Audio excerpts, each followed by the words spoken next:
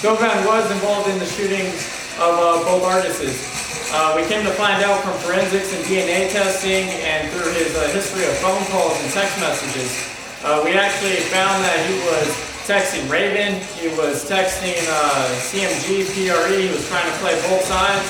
You know, he shouldn't have been doing what he was doing, but he tried to do it.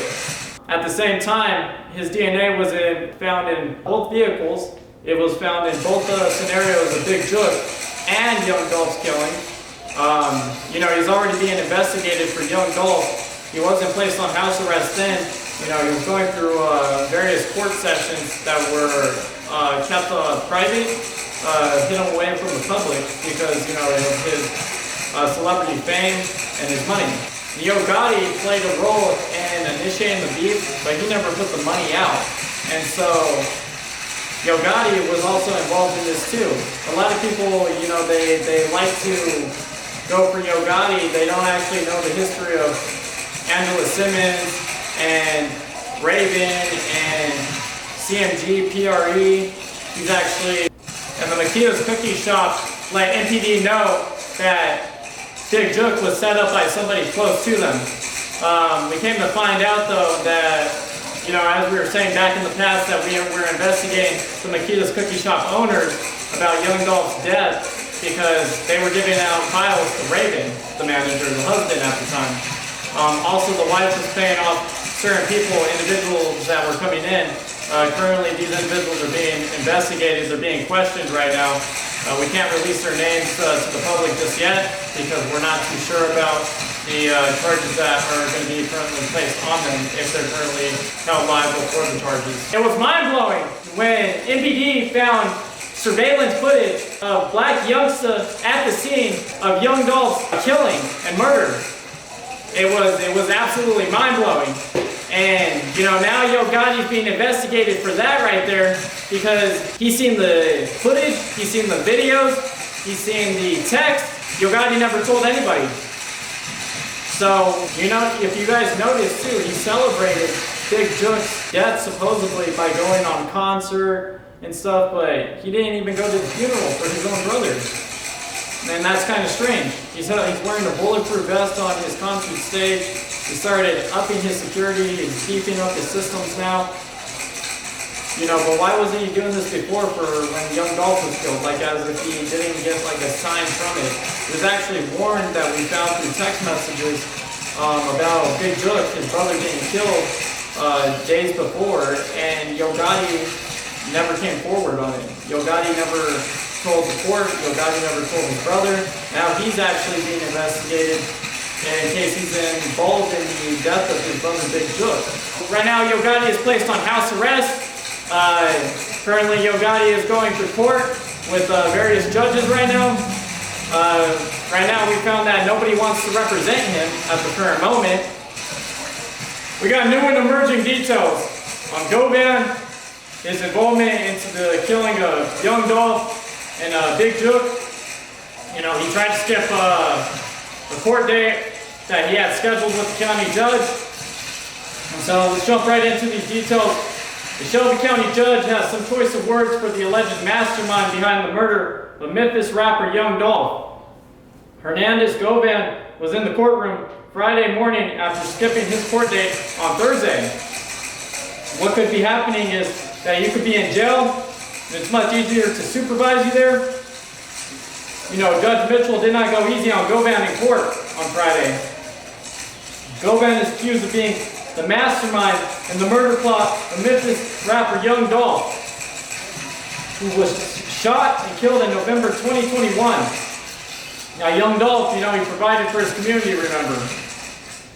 And so playing fast and loose with the court and these stipulations, you know, Judge Mitchell told Gotti that she and the court believe he's not taking his bond stipulations seriously. And so one of those conditions states that Gotti is required to be under a 24-hour house arrest right now.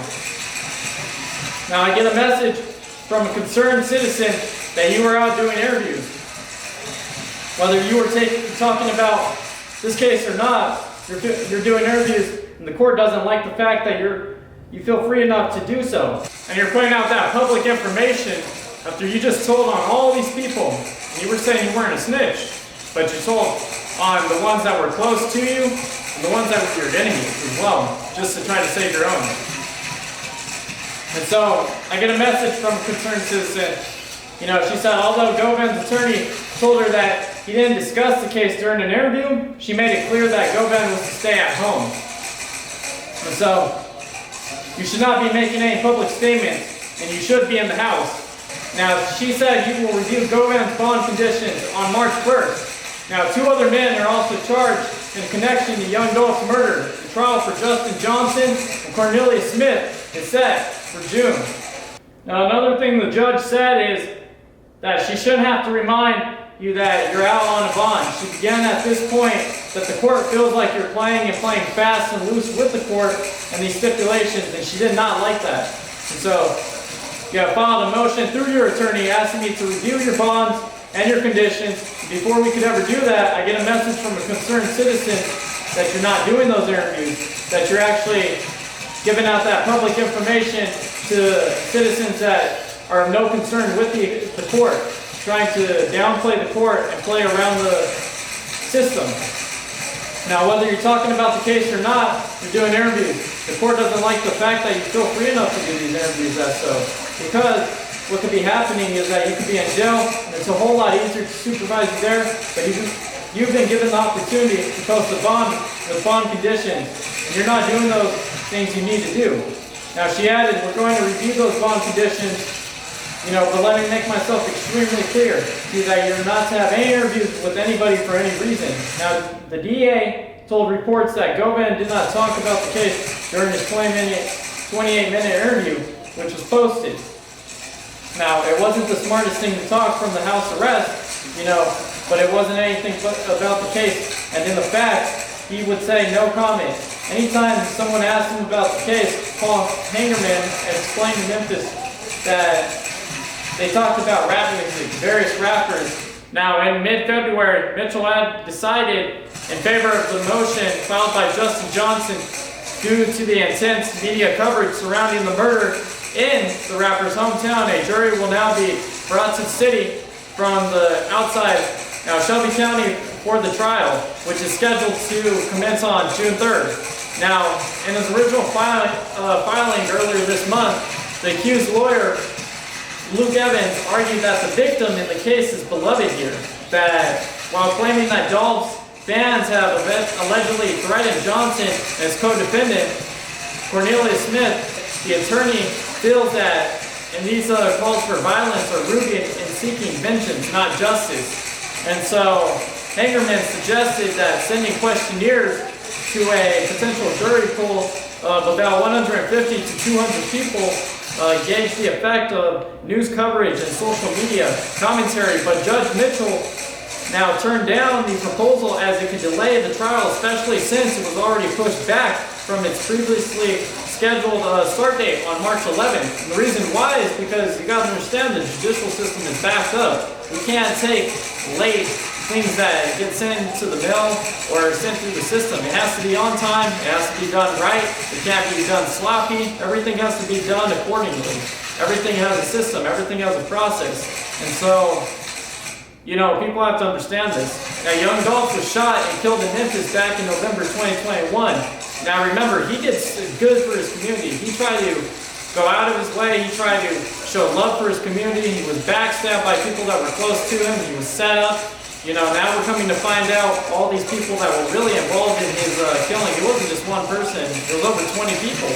We're still finding more and more people. It seems like each week that goes by or month that goes by from more information that we keep finding out from these people that we're interrogating.